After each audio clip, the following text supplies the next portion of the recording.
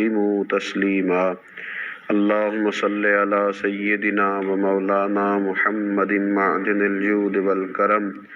وآلہ وصحبہ وبارک وسلم۔ حمد و صلات کے بعد اللہ تبارک و تعالی نے انسان کو اس کی جائز خواہشات کو جائز طریقے سے پورا کرنے کی نہ صرف اجازت دی ہے بلکہ اس کی تعریف بھی فرمائی ہے اور ایسے کاموں پر اجر کا بھی اعلان فرمایا ہے۔ اگر کوئی شخص جائز کمائی کماتا ہے، جائز ذرائع رزق کمانے کے حاصل کرتا ہے تو اس کی تعریف کی گئی۔ کوئی نکاح کرتا ہے تو اس کی اسلام نے نہ صرف یہ کہ تعریف کی بلکہ اس کی اللہ تبارک و تعالی نے اس رشتے کو اپنی نشانیوں میں سے ایک نشانی قرار دیا۔ خواہشات کو جائز طریقے سے پورا کرنا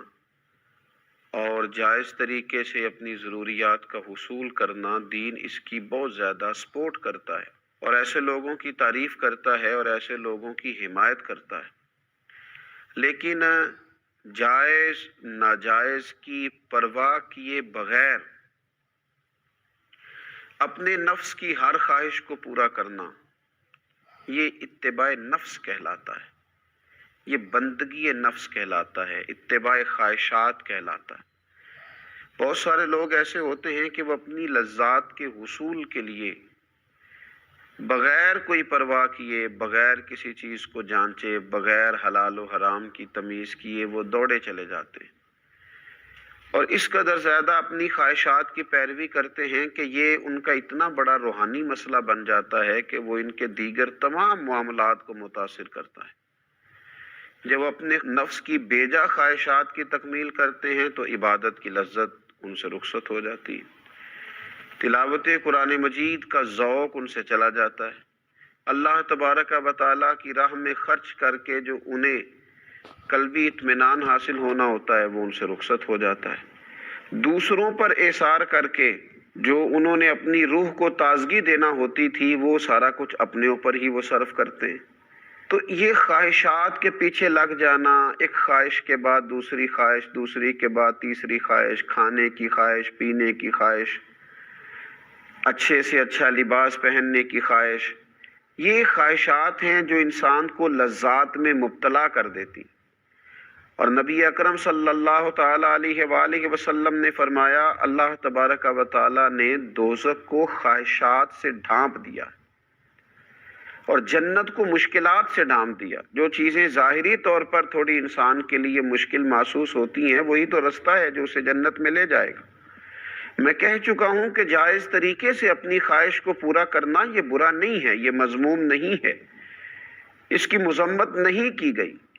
لیکن جائز ناجائز کی پرواہ کیے بغیر اور ہر وقت کوئی نہ کوئی نئی سے نئی خواہش پیدا کرنا، ہمارے صوفیاء کرام فرماتے ہیں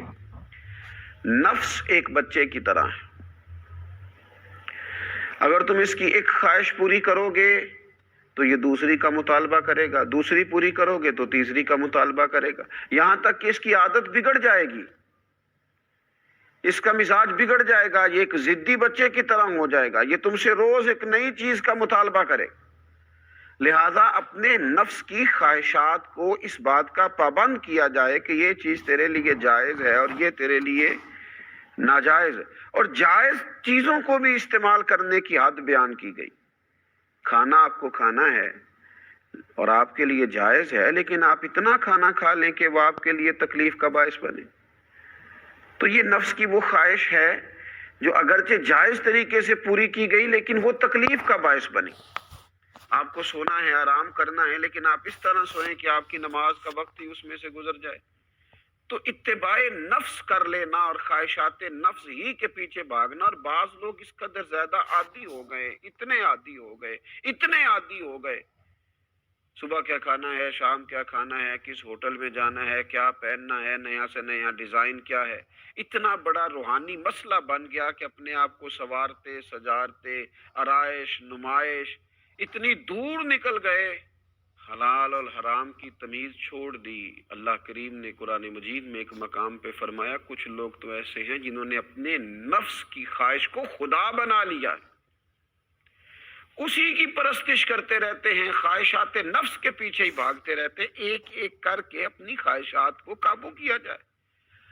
اور اگر تھوڑا سا محنت کی جائے، تھوڑی سی جدوجہد کی جائے، تھوڑی اپنے اوپر توجہ دی جائے، کچھ چیزوں کا خیال رکھا جائے،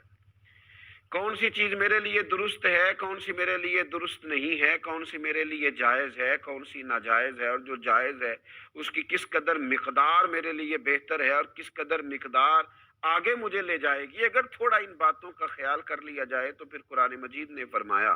وَأَمَّا مَنْ خَافَ مَقَامَ رَبِّهِ وَنَهَى النَّفْسَ عَنِ الْهَوَىٰ، فرمایا وہ جو اپنے رب کے حضور کھڑے ہونے سے ڈرا اور جس نے اپنے نفس کو خواہش سے روکا، ذرا تھوڑا سا نا اس نے تقوی اختیار کیا، ذرا تھوڑا رکا، ذرا اس خواہش کو پورا کرتے ہوئے اپنے رب کا خوف اپنے دل میں پیدا کیا، اس نے سوچا کہ یہ خواہش جو پیدا ہو رہی ہے یہ ہو رہی ہے، لذت کا باعث بنے گی تو بنے گی، پر مجھے دیکھنا یہ ہے کہ میرے مالک کا حکم کیا ہے، میرا رب یہاں کیا فرماتا ہے، میرے لیے ارشاد کیا ہے، حد بندی کیا ہے۔ جو رب کے سامنے کھڑے ہونے سے ڈرا اور اپنے نفس کی خواہش سے روکا، فَإِنَّ الْجَنَّةَ هِيَ الْمَأْوَىٰ، فرمایا بے شک پھر اس کا ٹھکانہ جنت ہے۔ اگر وہ کامیاب ہو جاتا ہے اپنے آپ کو نفس کی خواہش سے روکنے سے اور تھوڑا سا احتیاط کرنے سے، تھوڑا احتیاط برتنے سے، اگر وہ کامیاب ہو جاتا ہے، حضرت باجزید بسطامی رحمۃ اللہ علیہ فرمایا کرتے تھے دو ہی قدم ہیں اللہ تعالیٰ کی بارگاہ کی طرف جانے کے لیے، دو ہی قدموں کا فاصلہ ہے اس کو پانے کے لیے، دو ہی قدم ہیں جو اس کی بارگاہ کا قرب بندے کو دے دیتے۔ حضور وہ کیا، یہ کس طرح سے، اتنی آسانی سے؟ تو آپ فرمانے لگے تو ایک قدم اپنے نفس کی خواہشات پہ رکھ دے، اگلا قدم تیرا رب کریم کے قرب کے سفر کی طرف لگ جائے گا، تو اس رستے کا مسافر بن جائے گا، تیرا وہ رستہ ہو جائے گا جو تجھے اس کی بارگاہ کی طرف لے جائے گا۔ تو یہ روحانی بیماری ہے خواہشات نفس، آج میں نے یہ کھانا ہے، آج مجھے یہ پینا ہے، آج مجھے فلاں سے ملنا ہے، آج مجھے فلاں جگہ جانا ہے، آج فلاں رنگ کے مجھے کپڑے چاہیے، آج ایک فلاں نیا فیشن میں نے دیکھا ہے مجھے وہ کرنا ہے، آج مجھے خوبصورت لگنے کی کوشش کرنی ہے، آج مجھے دوسروں کی نظر میں بھلا محسوس ہونا ہے، اب مجھے دیکھنا ہے کہ کس طرح میں لوگوں سے منفرد ہو سکتے۔ نفسانی بیماری ہے تو کمزور کر دے گی مسلمان کو۔ مسلمان سادہ زندگی، سادہ غذا، سادہ طرز حیات، اپنے رب کے ساتھ تنہائی، اس کی بارگاہ میں دعائیں، سجدوں کی کثرت، تلاوت قرآن مجید، یہ رمضان المبارک بڑی تربیت کرتا ہے اپنے آپ کو خواہشات سے روکنے کی۔ یہ خاص موقع فراہم کرتا ہے کہ جب ہر چیز موجود ہے، کھانے پینے کی باورچی خانہ بھرا ہوا ہے، لیکن اس کے باوجود نہیں جا رہا، اپنے آپ کو خواہشات سے روکا ہوا ہے، تو اس کو پورے سال کے لیے اپنی طبیعت پر لاگو کرے اور خواہشات کو ایک ایک کر کے کم کیا جائے۔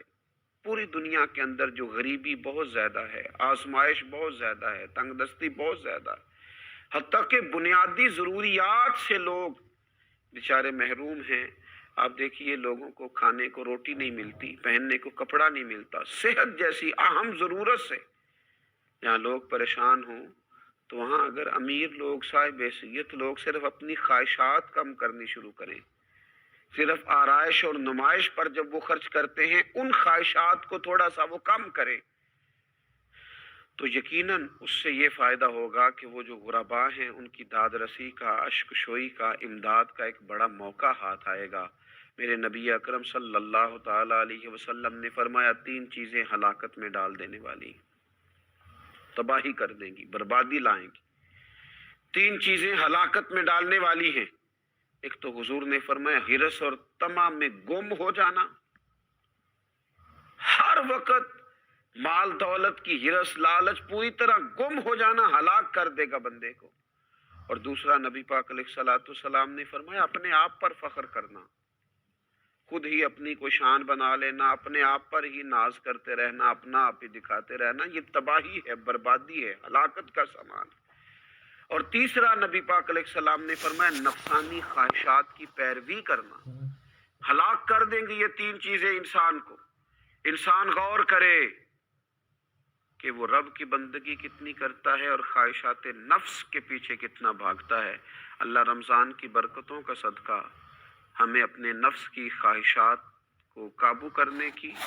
اور اللہ تبارک و تعالیٰ کی بارگاہ کی بندگی کی توفیق عطا فرمائے۔ وما علینا الا البلاغ۔